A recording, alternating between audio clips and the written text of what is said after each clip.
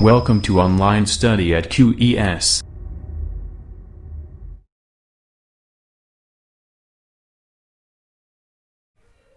Hello दोस्तों, स्वागत है आपका ऑनलाइन स्टडी एट क्यूएस में। तो दोस्तों, जैसा कि मैं हिंदी के लगातार मॉक टेस्ट आपको प्रोवाइड कर रहा हूँ आगामी परीक्षा की दृष्टि से, तो बहुत ही महत्वपूर्ण है। और जितने भी क्वेश्चन लेके आए हूँ बहुत ही इंपॉर्टेंट और महत्वपूर्ण क्वेश्चन लेके आए हूँ। और जैसा कि मैं पहले भी कहता रहा हूँ कि इनमें से क्वेश्चन जरूर आएंगे, आप न देखने की गलती न करें, शेयर भी करते रहें जिससे कि बाकी लोगों का भी फायदा हो। और इनमें से क्वेश्चन जरूर आपको एग्जाम में देखने के मिलेंगे, बहुत ही इंपॉर्टेंट क्वेश्चन और सेलेक्टिव क्वेश्चन जो आ सकते हैं या जो आए हुए क्वेश्चन है उनका जो है सीरीज में आपको लेके आ रहा हूँ। तो 9 सीरीज में आपको पहले दे चुका हूं और 10वें मॉक टेस्ट की हिंदी के 10वें मॉक टेस्ट की सीरीज के साथ आपके साथ आज जुड़ा हुआ हूं, उपस्थित हुआ हूं। ठीक है दोस्तों, तो अगर आप हमारे चैनल पर नए हैं तो सबसे पहले से सब्सक्राइब कर लें और साथ ही बेल आइकन प्रेस कर लें, जिससे आने वाले सभी वीडियोज़ का नोटिफिकेशन आपको मिलता रहे। ठीक है, और लाइक और शेयर करना ना भूलें। लाइक तो बनता है दोस्तों, इतने सेलेक्टिव और अच्छे क्वेश्चन लेके आ रहा हूं तो लाइक तो बनता है, बिल्कुल बनता है। ठीक है, तो लाइक करना ना भूलें और शेयर जरूर करते रहें, बाकी लोगों का भी फायदा हो, क्योंकि बहुत ही सेलेक्टिव क्वेश्चन है। जैसा मैं पहले भी कहता रहा हूँ, अगर आपने हमारे पुराने मॉक टेस्ट नहीं देखे तो इस पूरी प्लेलिस्ट को आप जो है प्लेलिस्ट का लिंक आपको डिस्क्रिप्शन में मिल जाएगा, नहीं तो आप चैनल की प्लेलिस्ट में भी जाके देख सकते हैं, नहीं तो डिस्क्रिप्शन में लिंक मिल जाएगा, वहाँ से आप देख सकते हैं। और सारे क्वेश्चन जरूर देखें, इनसे बाहर शायद ही कोई क्वेश्चन जाए, नहीं ज़्यादातर क्वेश्चन यहीं से आपके फंसने वाले हैं। ठीक है, तो चलिए बिना टाइम वेस्ट किए शुरू करते हैं आज का वीडियो। पहला क्वेश्चन देखते हैं। पहला क्वेश्चन है, हिंदी वर्णमाला में वर्णों की कुल संख्या कितनी है? हिंदी वर्णमाला में वर्णों की कुल संख्या कितनी है? जल्दी से बताइए, ये तो आसान सा क्वेश्चन है। हिंदी वर्णमाला सबको याद है, वर्णों की संख्या कितनी होती है? 52 होती है। कितनी होती है? 52। ठीक है, चलिए आगे बढ़ते हैं। अगला क्वेश्चन देखिए, इनमें से कौन सी ध्वनि अंतस्थ नहीं है? इनमें से कौन सी ध्वनि अंतस्थ नहीं है? अंतस्थ मतलब अंदर की, अंतस्थ। ये मैंने अब पहले एक लेक्चर दिया था आपको मॉक टेस्ट, उसमें बताया था कि वर्णों की आवृत्ति, उच्चारण जो है मुख के किस हिस्से से होता है, उसको कैसे पहचानते हैं। नहीं देखा तो पहले वो देखें, अच्छे समझ में आएगा। तो अंतस्थ कौन सी नहीं है? बी। बोल के देख लीजिए, बी, ब। बी आंसर आपका सही है। जो अंतस्थ वर्ड शब्द नहीं है वो कौन सा है? ब है। कैसे? ब को बोल के देखिए, ब, तो होठों का इसमें मिलान हो रहा है, बोल के देखिए। ठीक है, व और ल, यहाँ पे गले पे प्रेशर आ रहा है इन तीनों में। ठीक है, तो ये अंतस्थ है। व सीधा सीधा होठों से उच्चारण हो रहा है, तो ये अंतस्थ नहीं है। ठीक है, चलिए आगे बढ़ते हैं। अगला क्वेश्चन देखिए, इनमें से उष्म वर्ड कौन सा है? इनमें से उष्म वर्ड कौन सा? उष्म वर्ड कौन सा? जल्दी से बताइए, इसके ऊपर एक लेक्चर मैंने दिया हुआ, आप देख लें पहले से वो। तो कौन सा है? स। जो श वर्ड है, श, ये षटकोण वाला जो सा है, ये क्या है आपका? उष्म वर्ड है। ठीक है, चलिए आगे बढ़ते हैं।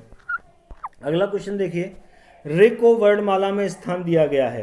रे को, जो रे वाला ऋषि है, इसको वर्णमाला में किस कैटेगरी में स्थान दिया गया है, ये आपको बताना है। किस कैटेगरी में स्थान दिया गया है? जल्दी से बताइए। स्वर में, व्यंजन में, द्विगुण व्यंजन में या संयुक्त व्यंजन में? तो हमको सबको पता है रे इसमें आता है, स्वर में आता है। जो स्वर है ऊपर के, उनमें रे को स्थान दिया गया है। ठीक है, चलिए आगे बढ़ते हैं।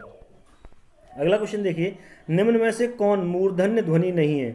मूर्धन्य ध्वनि कौन सी नहीं है इनमें से? जल्दी से बताइए, कौन सा आंसर सही होगा? ढ। ढ कौन सा है? जो ढ है, ये ढ दंदी वाला, ये जो है आपकी मूर्धन्य ध्वनि नहीं है। चलिए आगे बढ़िए। अगला क्वेश्चन देखते हैं, द ध्वनि का उच्चारण स्थान के आधार पर होता है। द ध्वनि का उच्चारण स्थान के आधार पर होता है। बोल के देख लीजिए, इसमें सबसे आसान तरीका है, बोल के आप देखिए। बोल के देखेंगे आपको पता चल जाएगा। क्या? द, जब द बोलेंगे तो जीभ, देखिए आप बोल के देखिए, द बोलेंगे तो जीभ जो है दांतों से टकराएगी। किससे टकराएगी? दांतों से टकराएगी, तो दंत। बोलने का आधार कहाँ हो गया? दंत हो गया। ठीक है, चलिए आगे बढ़िए। अगला क्वेश्चन है, निम्न में से कौन सही नहीं है? सही नहीं है, ये आपको बताना है। तो देखिए, पहला ऑप्शन है त, थ, दंत व्यंजन है। त, थ दंत व्यंजन है, तो देखिए दंत व्यंजन है ये दंत व्यंजन है, क्योंकि दोनों को बोलने में जीभ दांत से टकरा रही है। ठीक है, व्यंजनों को का उच्चारण बिना स्वर के हो सकता है। य व अर्ध स्वर है। श, श और स उस व्यंजन है। देखिए, स, श और श ये तीनों उस व्यंजन है, ये कथन सत्य है। ठीक है, त और थ ये दंत व्यंजन है, क्योंकि इन दोनों में बोलने में दांत, जीभ दांत से टकरा रही है, तो ये भी सत्य है। य और व ये अर्ध स्वर है, य व ये अर्ध स्वर है, ये भी सही है। बी जो है, व्यंजनों का उच्चारण बिना स्वर के नहीं हो सकता। ये हम अच्छे से जानते हैं कि व्यंजनों का उच्चारण जो है स्वर के मिलान की वजह से ही होता है, स्वर की वजह से ही होता है। तो ये सत्य नहीं है, और यही पूछा कौन सा सत्य नहीं है, तो बी वाला सत्य नहीं है। तो सही आंसर क्या हो जाएगा आपका? बी हो जाएगा। चलिए आगे बढ़ते हैं। अगला क्वेश्चन देखिए, निम्न में से कौन प्रकंपित व्यंजन है? प्रकंपित व्यंजन बताना है, कौन सा है? र। र क्या है आपका? प्रकंपित व्यंजन है। ये क्वेश्चन आप अपने उसके हिसाब से नोट करते जाएं, मैं आपको मॉक टेस्ट प्रोवाइड कर रहा हूँ इसलिए, ठीक है। तो ये आपकी तैयारी के लिए बेटर होगा। कोई नया क्वेश्चन आपको दिखता है, नई चीज़ दिखती है, तो वो आप अपने नोटबुक पर नोट कर लें, ठीक है। और जैसे कि मैं कहता रहा हूँ, बहुत इंपॉर्टेंट क्वेश्चन है, सारे देखें, पुराने नहीं देखें तो पुराने भी देखें। चलिए आगे बढ़ते हैं। अगला क्वेश्चन देखिए, दंतोष्ठ से उच्चारित होने वाले व्यंजन हैं। दंतोष्ठ से उच्चारित होने वाले व्यंजन कौन से हैं? फ और व।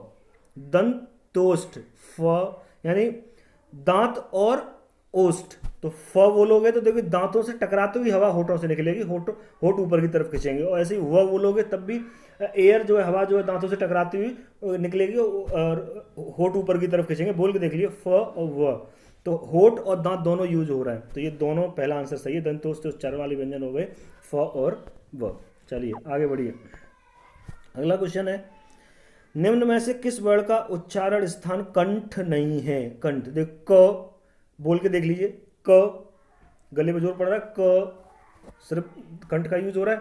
ख, ग, तीनों में कंठ, ढ, ढ में जीव और तालु का यूज हो गया, तो ढ का उच्चारण स्थान कंठ नहीं है, ठीक है। चौथा आंसर सही हो जाएगा। चलिए आगे बढ़ते हैं। अगला क्वेश्चन है, निम्न में से कौन संयुक्त वर्ण नहीं है? निम्न में से कौन संयुक्त वर्ण नहीं है? रे, इसको अलग से स्थान दिया गया हुआ है, संयुक्त वर्ण नहीं है, ठीक है। चलिए आगे बढ़ते हैं। अगला क्वेश्चन देखिए, निम्न में से कौन सही है? सही कौन सा है ये आपको बताना है। ढ, ड़ और ढ़ को वर्णमाला में स्थान प्राप्त है। पहला तथा तीसरा वर्ण महाप्राण होता है। च, छ, ज और झ स्पर्श संघर्षी हैं। य, र, ल व ऊष्म वर्ण है। इनमें से सही कौन सा है ये बताना है। कौन सा सही है ये बताना है। तो कौन सा सही है ये बताना है, तो कौन सा सही है इसमें से? सी आंसर इसका सही है। च, छ, ज और झ स्पर्श संघर्षी है, ये इसका सही आंसर। ये नोट करते जाना, आपको आगे काम आएंगे, ठीक है। कौन सा स्पर्शी है, कौन सा कैसा है, ये जो क्वेश्चन आ रहे हैं आप नोट कर लेंगे तो ये आगे के लिए आपके तैयार हो जाएंगे। चलिए आगे बढ़ते हैं।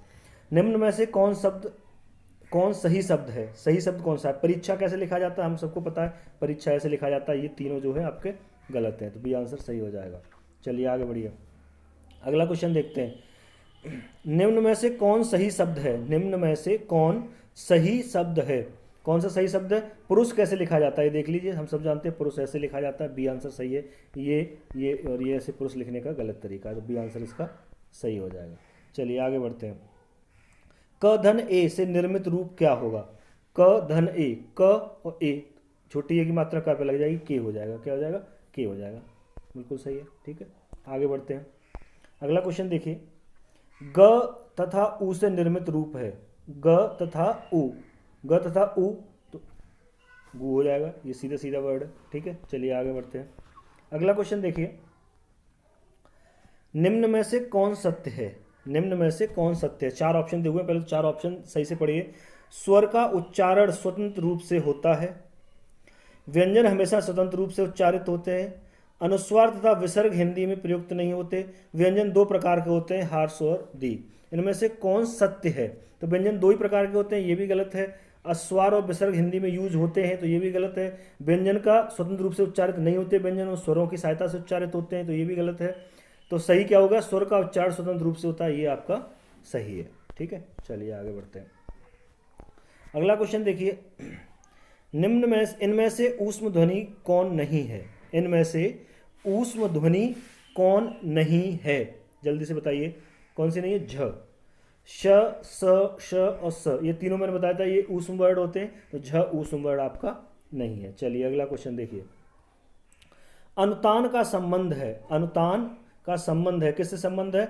उच्चारण के उतार चढ़ाव से। अनुतान जो है उच्चारण के उतार चढ़ाव संबंधी चीज़ों से यूज किया जाता है, तो अनुतान का संबंध किससे?